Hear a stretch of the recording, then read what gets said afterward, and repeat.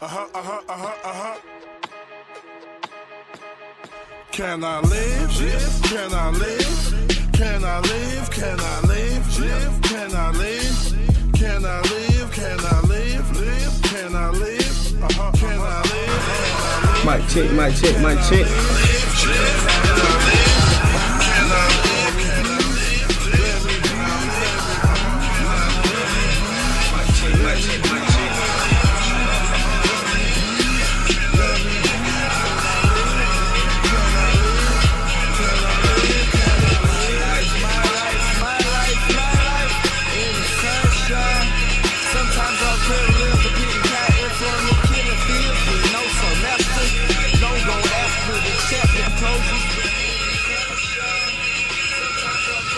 The Grind Fatty Radio. I am your host, Southside Twat, and I have a very special guest today. He goes by the name of Barry Duperon. I am your host, Southside Twat. Speak to him, bro. Very special guest today. Hey, what's up? How y'all doing? Barry Duperon. I am your host, Southside Twat. Speak to him, bro. Very special guest. Yeah. We got Barry Duperon in the building. Very special artist, painter, sculptor, creator. Anything you need done, Yeah. he do it. He got it for you. You know what I'm saying? Thank y'all so much for having me in today too. Man, it's all love, bro. I appreciate you for coming in. Thank you. And yeah, he left us with a very special piece, man. Yeah. We're gonna post it on our Instagram in a minute, so stay tuned. This that Pray For Us piece, you know what I'm saying? And it's very unique. Appreciate it. Thank you. And it's very different, like. Thank But yeah, we gonna go ahead and get it started with the interview. Barry Duperon, I'm gonna let him introduce himself and speak a little bit about himself, and I'll tell y'all after he finished how I feel about him. Alright. My name is Barry Duperon. My art name is Frank B. Born and raised in Atlanta, Georgia. Most of my artwork is reflective of Atlanta, from Southwest Atlanta, which is where I'm from, Zone 4. But most of it spreads out through Zone 3, Zone 1. My mom is from the Bluff, so like I wanted to like have a reflection of that. Depiction of what Atlanta was to me as opposed to what it is now, or what people perceive it is now, you know, as far as that love of hip-hop type vibe. I remember Atlanta as being like how the Outkast would talk about it, or how Goody Mob would talk about it, you know, so I wanted to put that in my artwork. I wanted to have like that as a reflection of my artwork, and just have like the influence and the style and how the lingo is right now in Atlanta, and the movement, you know, in Atlanta is right now as well. And I've traveled around the world with my artwork. I've been up to DC, the White House. I've had some pieces in the White House. I've had some. I've showcased that the City of Ink with Maya Bailey, Tookie Carter. I'm working right now with Art Atlanta, the Art Atlanta Gallery, the Mason Muir Gallery, and you know all different types of stuff right now. It's coming on the way.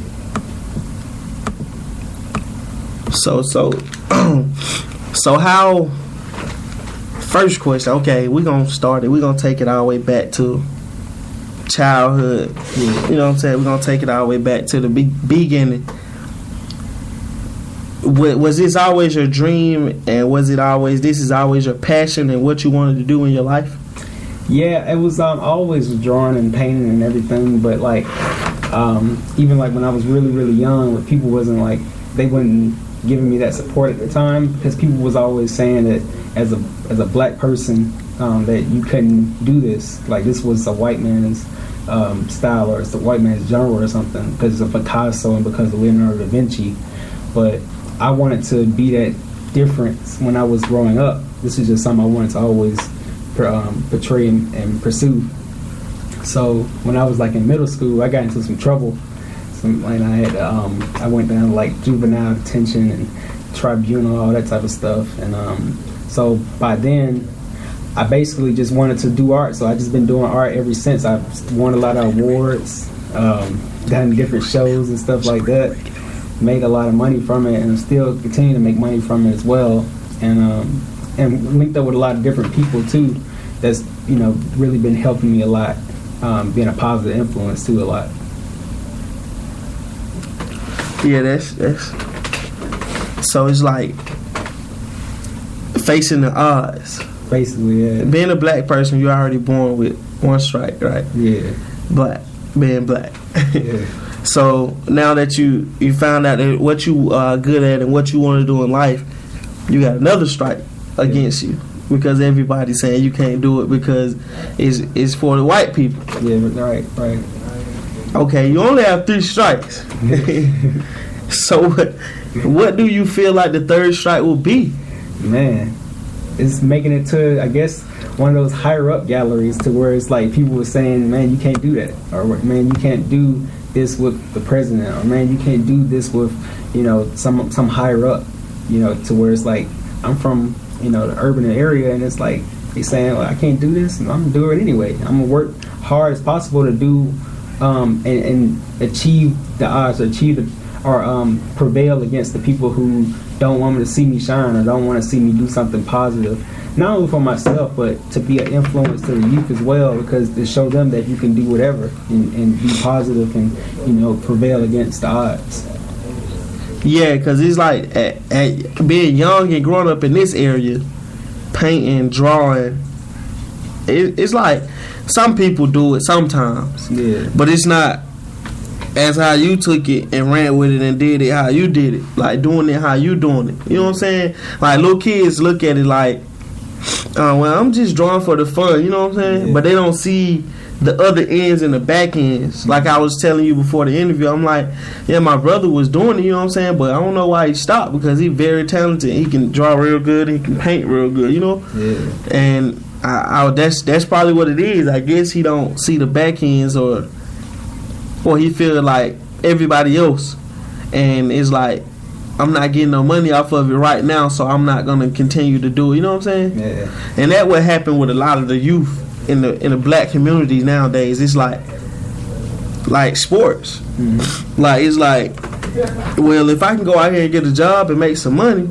that's what I'm gonna do, instead of go out here and play sports and worry about my future. You know what I'm saying? Right. It's more so of living now than it is living in the future or planning your future. You know what I'm saying? Yeah.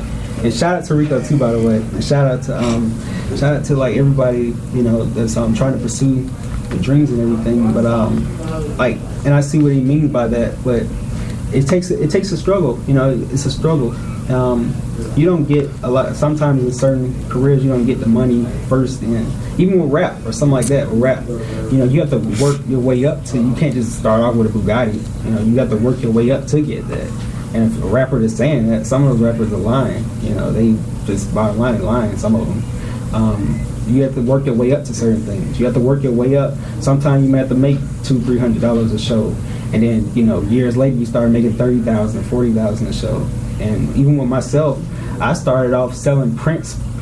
Selling originals for $15. I was selling originals when I was in middle school for $15. And I wasn't making what I'm making now, of course, but now I'm making $300-$400 for a commission, sometimes even in the thousands, and it took some time to do that. It took me time. It took me years. I've been doing this for about 7-8 years so far now, just hardcore with it, and it took me a while to start making that type of money, because I started working hard, and people started critiquing me, positive influences and everything as well. And of course, building like a small little fan base too, as well. The people that's supporting me, that's buying pieces and everything for $1,500 and sometimes even $2,000. That's just a fan base that I'm starting to build, and I'm still working my way up to it. I'm not there yet, but I'm still working my way up to there. Yes. With that being said, who have been the most influential person in your life? Who influenced you the most? Of course, God, but as far as on the art level, Kevin E. Williams, he was a big influence for me for when I was in middle school, and even right now, the Justin Bua, and of course Maya Bailey. Maya Bailey's a big influence to me. Shout out to Maya Bailey. He's a tattoo artist. He's the owner of City of Ink.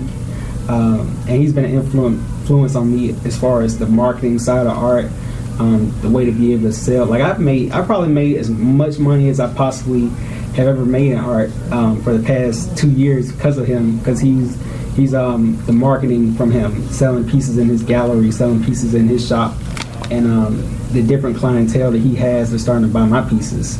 So shout out to Maya Bailey, shout out to Kevin E. Williams, shout out to Fabian Williams, shout out to all the different artists that have been influences me. I can't name everybody, but thank y'all guys for y'all support. The ones that are alive and the ones that passed too. So with so I know it's like hard times. I know sometimes it get real hard. It's like, man, fuck. Yeah. Like, what's next? Yeah. When can I get over this hurdle? You know what I'm saying? Yeah. Who be the people behind you in your corner that help you get over the hurdles, like the hard hurdles? Well, my mom, of course, my parents and stuff like that. There's support that I call up sometimes, and they'll be like, don't quit. Also, the other artists that's been in there, that's been through the experiences, that would say, I've been there, I've seen it. There's times where I have to sleep in a car. There's times where I've had to, sleep with no sleep at all. Have no sleep at all. And so just don't give up. Don't give up. Even if there's a time where things may not work as well as you may think they are. Just don't give up. Don't quit. Continue to work.